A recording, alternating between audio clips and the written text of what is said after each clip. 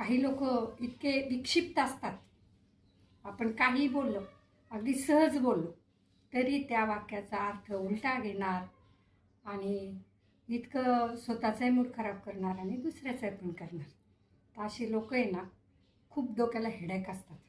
आपण हे बघा, कुठलीही गोष्ट बोललो ना त्याचे दोन अर्थ निघतात, एक चांगला घ्यायचा, एक वाईट घ्यायचा. पण हे लोक नेहमी त्याचा वाईटच अर्थ काढणार आणि सहज साध्या एखाद्या आपल्या बोलण्याला ते एवढं त्याचं भांडवल करणार आणि एवढं ते व्हायरल करणार आणि स्वतः पण किचकिच, दुसऱ्याला किचकिच. तर असे विक्षिप्त लोक आहे ना, यांच्यापासून 4 हात दूर राहिलेलं बरं. कारण या लोकांचा मूड कधी कुठं चेंज होईल आणि कसा चेंज होईल काही सांगता येत नाही. त्याच्यामुळे तुमच्या आयुष्यात पण आहेत का असे विक्षिप्त लोक?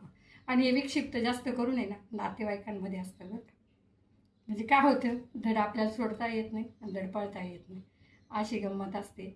तर हे विक्षिप्त नातेवाईक आहे ना, त्यांच्याशी बोलताना आहे ना आपण किती सावधगिरी बाळगा, पण ते कुठेतरी त्यांचा तो नकारात्मक स्वभाव आहे ना, तो स्वभाव घाण करणारच आणि ते वातावरण कलुषित करणारच. त्याच्यामुळं असे नातेवाईकांना आहे ना थोडं धरूनच तथास्तु म्हटलेलं बरं असतं.